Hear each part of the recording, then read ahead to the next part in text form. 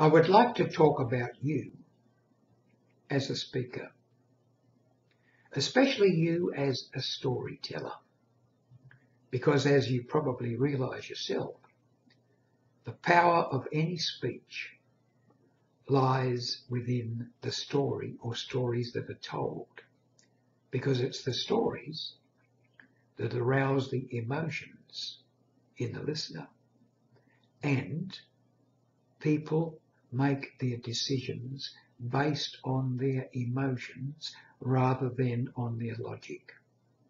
So storytelling and being able to arouse emotion in the listener is very important. So how do you become a good storyteller? Many years ago, in the late 1990s, early 2000s, I was a member of the Australian Storytellers Guild, which of course focused only or mainly on storytelling. These weren't speeches, these were stories. Stories meant to entertain and often to carry a moral or a message. And that's what you do as a speaker. You come up with a story which really interests the listener, arouses their emotions, and puts in their mind and in their hearts something which will possibly, and you hopefully think probably, change their lives or change their way of thinking the way you would like them to change. Around about the late 1960s, when I first started creative writing, I had a mentor for the first novel I ever wrote, an old retired school teacher who used to pick me up on just about everything I wrote. He was very pedantic. But I do recall one time he said to me, when I'd finished my first draft of that first book, which was called Search Time Expired, he said, "Tom, I really like that last sentence in the book or in the story. It made all the difference. I'd like to read you the last paragraph of this story." Now, this is a story, a romance, where the young lady in the story has been thinking that her boyfriend, who has exploited her, has deserted her, when in actual fact he didn't exploit her at all. He crashed in an aeroplane. Here's the last paragraph. Car brake shrieked as she nearly ran off the highway. Betty stopped and got out.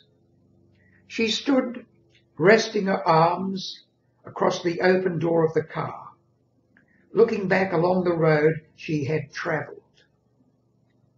She raised her eyes, staring but not seeing the towering white clouds to the north, the clouds that extended across the Torres Strait into Papua.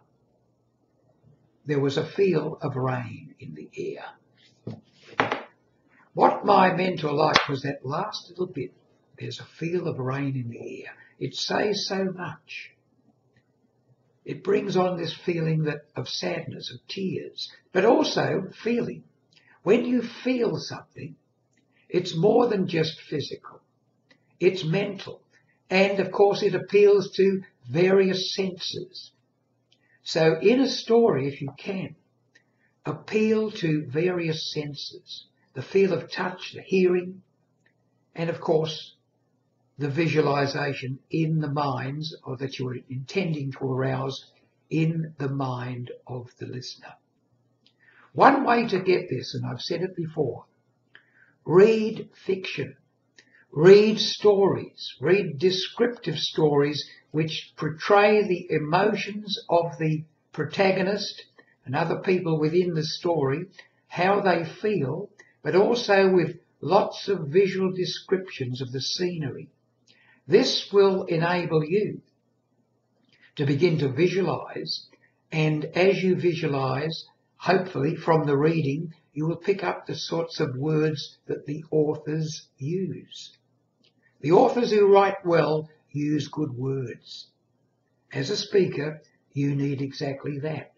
Good words, good descriptive words, because those words are your tools of trade.